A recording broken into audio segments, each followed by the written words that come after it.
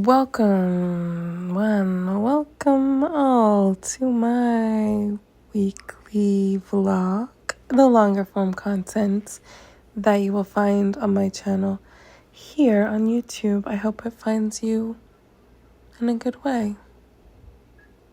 How are ya? As for me and my kid, we are doing okay. We have been getting over this sickness, so it's been brutal work of resting and being still as much as possible, staying hydrated, that sort of thing. And now we're doing a lot better. Thank God for that. And it's just a matter of getting back in the weekly routine because school is back on as of tomorrow. So today I gave my room a nice sprucing up and cleaning in preparation for the week ahead and really just latching on to the energy of the first new moon of the year and enjoying the transition here into Aquarius season.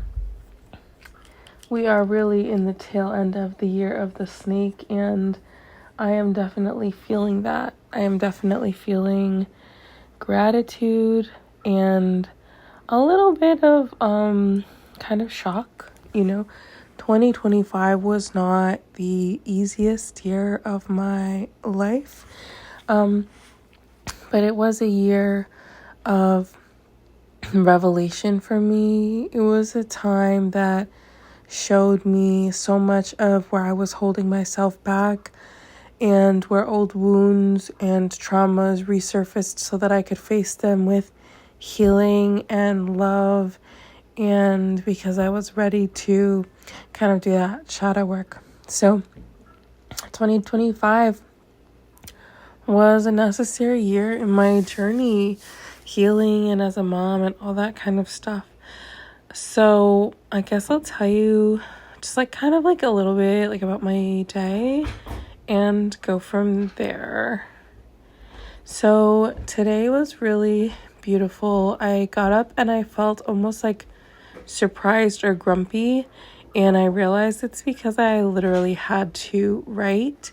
When you're a writer, there's no option. You have to write. It's not really if you write, it's just a matter of when. And I feel profound gratitude that I'm alive in a time here where I have the tools that I've crafted for myself, a life where I can self-publish and share whatever my modes of self-expression are that are most fitting for me, most appropriate, whenever I need to. I knew from a very young age that if people can manipulate your story, people can truly and really manipulate your life. And I decided from that very young age that I simply wouldn't allow that to happen. Pretty stubborn of me, I know, but holding steadfast and stubbornness can sometimes lead you on beautiful, albeit twisting and sometimes confusing, long journeys. So I published a piece on my blog about family. No, rewind that. As my son would say, rewind the tape. I published a piece on my personal blog where I finally came to terms with not being a seasonal at Banter anymore.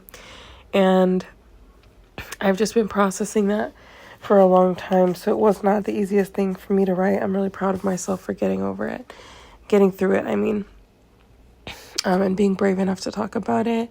And I'm really thankful for my support system, so it helped me get to this point of emotional understanding and intellectualism and intuitive growth.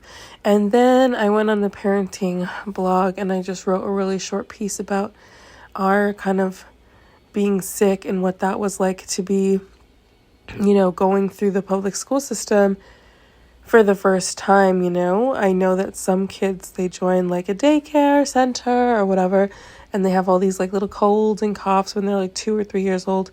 But as for me and my son, we didn't do any of that. I've been the full-time stay-at-home mom content creator. So this was like our first exposure to America's immune system, and it has been a very different journey.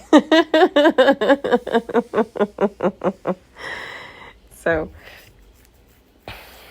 that being said, I was really flowing after that, and so I wrote another piece about the lotus birth.